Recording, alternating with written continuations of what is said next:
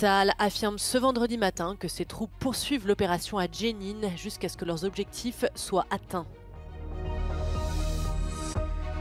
Michel Barnier fait son premier discours comme Premier ministre lors de sa passation de pouvoir avec Gabriel Attal. Il promet de répondre à la colère des citoyens. L'auteur de la fusillade à Munich devant le consulat israélien était connu des services de police en Autriche pour des liens avec le terrorisme. De violentes tempêtes frappent le nord de l'Italie. Un homme est porté disparu près de Turin et Milan a subi des inondations.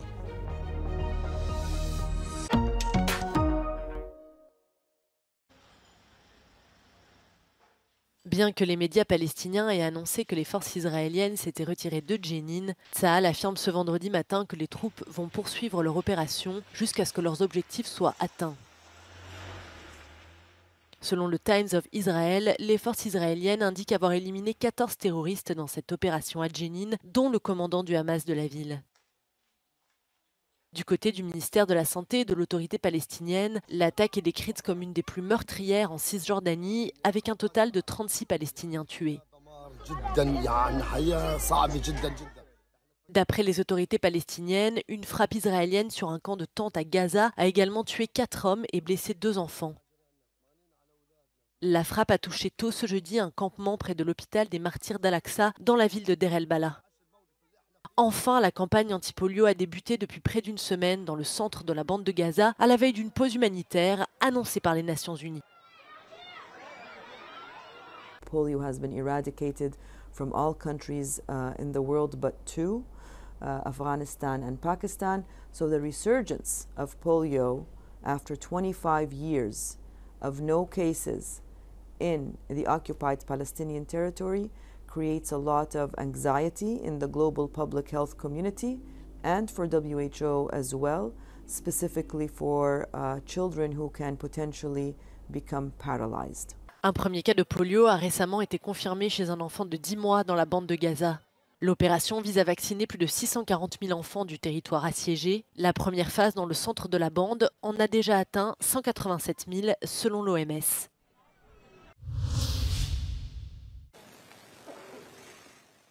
Michel Barnier s'est exprimé ce jeudi pour la première fois sur le perron de l'hôtel de Matignon lors de sa passation de pouvoir avec Gabriel Attal. Le nouveau Premier ministre entend, selon ses termes, répondre à de nombreux défis et promet de davantage agir que parler.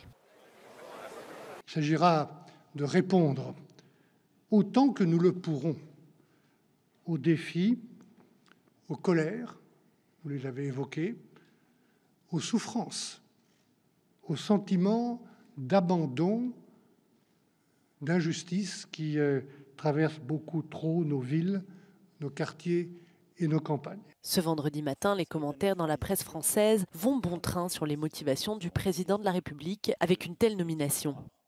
Si certains y voient une manière de composer avec le Rassemblement national, d'autres soulignent la capacité de Barnier à dépasser les clivages partisans et à rassembler. Le politologue Dominique Moisy parle lui d'une continuité avec l'hyperprésidence souvent évoquée pour décrire le style du président Macron. With Michel Barnier in Matignon as Prime Minister, the President remains clearly in power. He is not challenged by his Prime Minister. The extreme moderation, conciliatory character of his Prime Minister is a plus. Les premiers pas de Michel Barnier risquent toutefois de se transformer en chemin de croix. Les forces du nouveau Front populaire ont déjà annoncé qu'elles déposeront une motion de censure dès que les travaux parlementaires auront repris. L'ancien élu de droite pourrait passer entre les gouttes tant que le Rassemblement national et ses alliés ciotistes ne s'associent pas à une motion de censure de la gauche.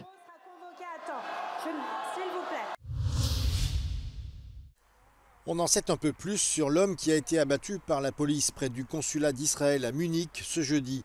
Après avoir fouillé son domicile à Salzbourg en Autriche, les enquêteurs ont déclaré que l'homme, identifié comme Emrah I, 18 ans, avait attiré l'attention de la police autrichienne en février 2023 et avait alors fait l'objet d'une enquête pour des liens avec le terrorisme. Ja, aus Vorfällen im Jahr 2023 hat die zuständige Sicherheitsbehörde, die Bezirkshauptmannschaft Salzburg-Umgebung, das polizeilich angeregte Waffenverbot bestätigt und dieses hätte bis 2028 Gültigkeit. L'homme, identifié comme un ressortissant autrichien originaire de Bosnie-Herzégovine, a été repéré jeudi par des policiers.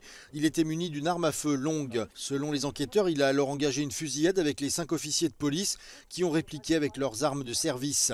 Les autorités pensent qu'il préparait une attaque contre le consulat israélien, mais ses motivations restent pour l'heure encore floues. Zur Motivlage kann man zum aktuellen Zeitpunkt natürlich noch nichts sagen. Auch das wird Gegenstand der Ermittlungen sein. Wir sind natürlich an so einem Tag wie heute entsprechend sensibel und waren auch hier mit Objektschutzkräften auch vor Ort. Le ministère israélien des Affaires étrangères a déclaré que le consulat de Munich était fermé au moment de la fusillade. Cet incident survient le jour du 52e anniversaire de l'attaque et de la prise d'otage par des militants palestiniens du groupe Septembre Noir de la délégation israélienne aux Jeux Olympiques de Munich en 1972. Cette attaque s'était soldée par la mort de 11 membres de l'équipe israélienne, d'un policier ouest-allemand et de 5 des terroristes. Une vague de violentes tempêtes de pluie s'est abattue sur certaines régions du nord de l'Italie ce jeudi. Sur ces images amateurs tournées près de Turin, un torrent en crue a renversé un tracteur et emporté un agriculteur. Les sauveteurs sont toujours à sa recherche. Une rivière a aussi débordé dans le Val di Susa, provoquant l'effondrement de 2 ponts, bloquant une route provinciale et isolant une 60aine de personnes dans 2 villages. 2 autres régions du Nord, la Lombardie et la Vénétie, ont été touchées par des inondations généralisées. Celles-ci ont causé des dégâts et des perturbations, notamment à Milan. Dans la capitale économique du pays, la journée a été compliquée dès le matin. Les pompiers ont déclaré avoir répondu à des dizaines d'appels pour sauver des personnes coincées dans leurs voitures, dans des passages souterrains inondés et pour pomper des sous-sols remplis d'eau. Certains services de métro ont dû être suspendus en raison des inondations. Les scientifiques avertissent depuis quelques années que la crise climatique augmente la fréquence et la violence de ces phénomènes, tels que les vagues de chaleur, les sécheresses et les inondations. L'Italie, qui n'a pas été épargnée cette année, a vécu un été très chaud et souffert d'une grave sécheresse, notamment en Sicile et en Sardaigne. «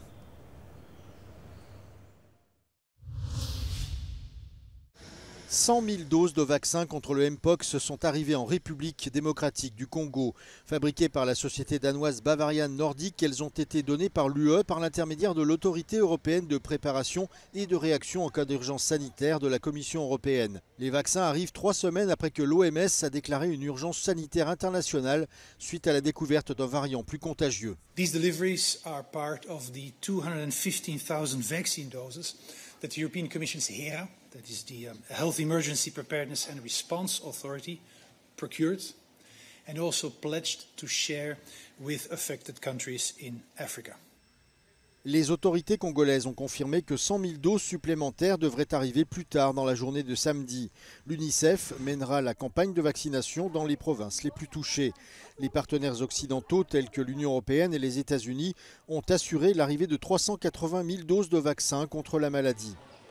La majorité des cas et des décès dus au Mpox sont survenus en République démocratique du Congo, où le nouveau variant a été détecté pour la première fois et où la plupart des infections surviennent chez des enfants de moins de 15 ans. À la suite de l'épidémie mondiale de variole du singe en 2022, les pays riches ont réagi rapidement en fournissant des vaccins et des traitements provenant de leur stock. Cependant, seules quelques doses sont parvenues en Afrique, malgré les demandes répétées des gouvernements africains. Il est le candidat de Rome à la Commission de Bruxelles. Ministre des Affaires européennes du gouvernement Meloni, Raffaele Fitto est l'une de ces rares figures reconnues pour son sérieux et sa compétence, notamment saluée pour sa gestion du plan de relance européen post-Covid, malgré d'importants retards.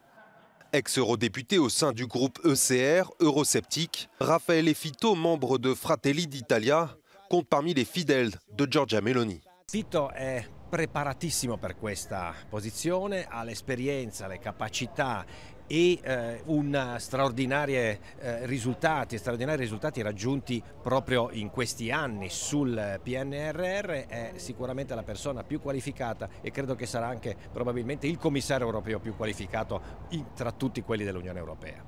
Mais Fitto devra faire face à plusieurs oppositions. I liberali già hanno messo le mani avanti dicendo a noi questo candidato non piace. Lì dipenderà anche molto da quanto i popolari lo proteggeranno, perché è chiaro che anche i candidati socialisti e liberali avranno a loro volta bisogno dei voti dei popolari. Quindi se i popolari lo proteggono con grande forza, allora ovviamente ha più chance. Però è una partita aperta, secondo me non facile. Une nomination de Fitto au poste de commissaire européen constituerait un atout de taille pour Rome. Quando Meloni ha giocato la partita europea fra fine giugno e luglio è stata molto criticata dall'opposizione in Italia perché secondo l'opposizione si era messa in una posizione marginale. Se oggi lei torna con una delega importante e una vicepresidenza esecutiva, può dire all'opposizione: non avete capito nulla, avete sbagliato tutto, io la partita l'ho giocata e l'ho giocata bene. Selon le journal allemand Die Welt, Raffaele Fitto pourrait se voir confier le poste stratégique de vice-président de la commission en charge de l'économie par Ursula von der Leyen. Il ruolo di vicepresidente consente a Fitto di stare su tutti i temi. Il ruolo di delegato al PNRR consente a Fitto di fare gli interessi dell'Italia, che è il migliore e il maggior beneficiario dei fondi del programma di Next Generation EU. Se avesse anche l'economia, ripeto, se avesse anche l'economia, avrebbe un grande peso sul tema del governo del patto di stabilità, che interessa molto l'Italia. La présidente de la commission devrait présenter la composition de son équipe d'ici la fin de semaine.